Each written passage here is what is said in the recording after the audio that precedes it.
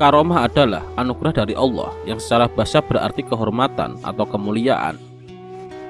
Selain itu, karomah juga dikenal masyarakat luas sebagai kejadian luar biasa di luar logika dan kemampuan manusia biasa yang terjadi pada diri seseorang yang biasanya diberikan oleh Allah Subhanahu wa Ta'ala untuk para wali atau kekasihnya. Meski begitu, karomah dinilai juga sebagai ujian dari Allah, karena para wali berbeda dengan para nabi. Mereka seakan diuji keimanannya menjadi sombong atau semakin beriman berkat anugerah tersebut. Semasa hidupnya, Abah Guru Sekumpul pernah berpesan tentang karomah. Beliau mengatakan jangan pernah berpikir atau berniat untuk mendapatkan karomah dengan melakukan ibadah atau wirid-wiritan. Sebab karomah yang paling mulia dan tinggi nilainya adalah istiqomah di jalan Allah. Kalau ada orang yang mengaku memiliki karomah tapi sholatnya tidak karuan, maka itu bukanlah karomah.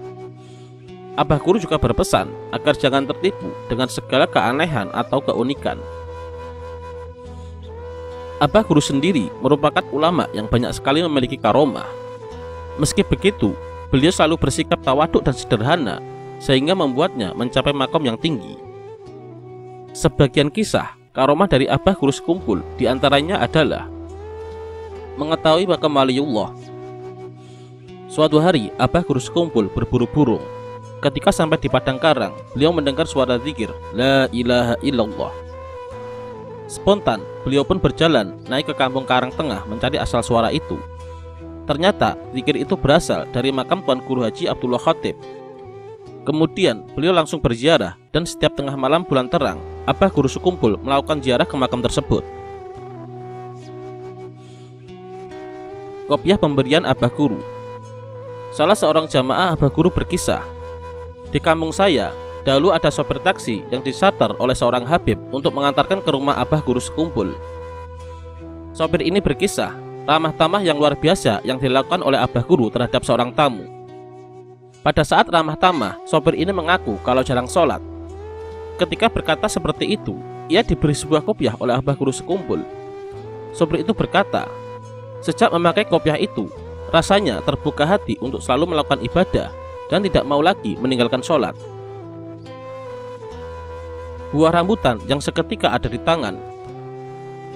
Ketika Abah Guru Sekumpul masih tinggal di kampung Keraton, biasanya setelah selesai pembacaan maulid, beliau duduk-duduk dengan beberapa orang yang masih belum pulang sambil bercerita tentang orang-orang tua dahulu untuk dapat diambil pelajaran dalam meningkatkan amaliyah. Tiba-tiba beliau bercerita tentang buah rambutan, padahal pada waktu itu masih belum musimnya.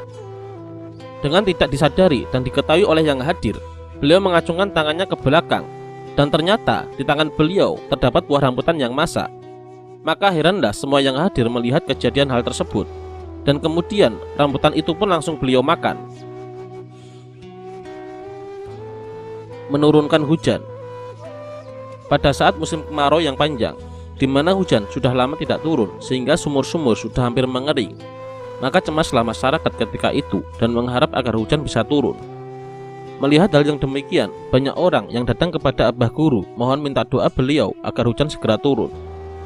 Kemudian beliau lalu keluar rumah dan menuju pohon pisang yang masih berada di dekat rumah beliau. Kemudian beliau menggoyang-goyangkan pohon pisang tersebut, dan ternyata tidak lama kemudian hujan pun turun dengan derasnya. Suara Abah Guru Sekumpul terdengar sampai ke langit. Ketika Habib Anis mau ke Sekumpul naik pesawat, di tengah-tengah penerbangan Habib Anis berkata, suara deru pesawat telah berhenti, dan ini dengarlah.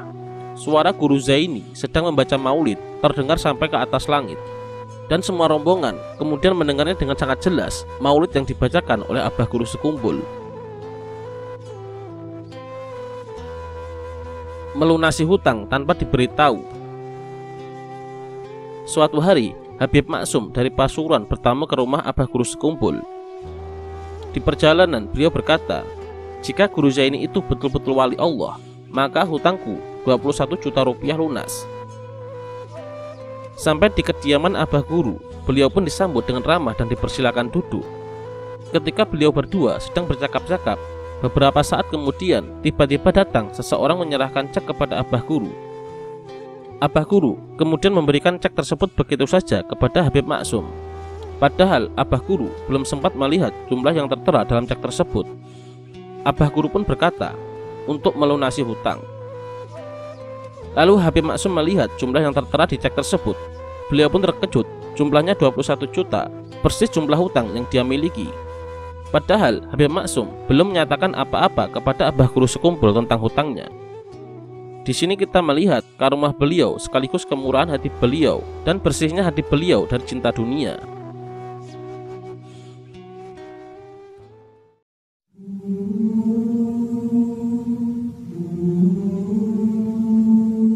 Pada tahun 2005, Abah Guru sekumpul mengalami sakit.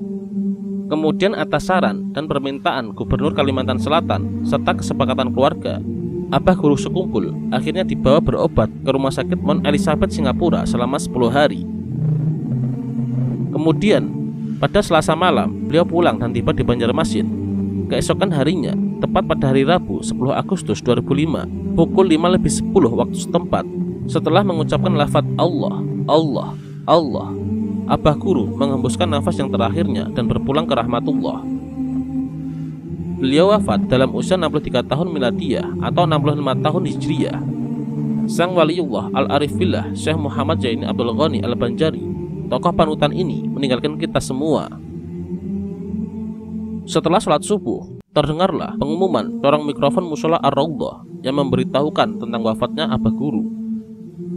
Kabar duka ini pun segera menyebar lewat TV, radio, koran, maupun pengumuman masjid-masjid, langgar hingga tersebar ke seluruh pelosok. Umat pun terperangah. Masyarakat begitu terkejut bagai tak percaya, dan tidak sedikit yang histeris tertunduk berurai air mata. Ratusan ribu umat akhirnya pagi itu berbondong-bondong menuju kompleks Ar-Raudhah sekumpul untuk mengantarkan kepergian beliau, menyampaikan duka yang mendalam dan ucapan selamat jalan kepada Abah Guru sekumpul. Tetesan air mata duka, derayan air mata kesedihan seakan-akan tidak bisa tertahankan lagi. Tetapi itulah sunatullah yang meski berlaku tak ada seorang pun yang bisa menyangganya. Sungguh Allah telah mengajarkan kepada kita bahwa tidak ada keabadian di alam ini, tidak ada yang kekal di jagat raya ini. Semua kita dari Allah dan pasti kembali kepada Allah. Semoga Allah meninggikan derajat beliau dan menempatkan beliau di tempat yang terbaik. Amin.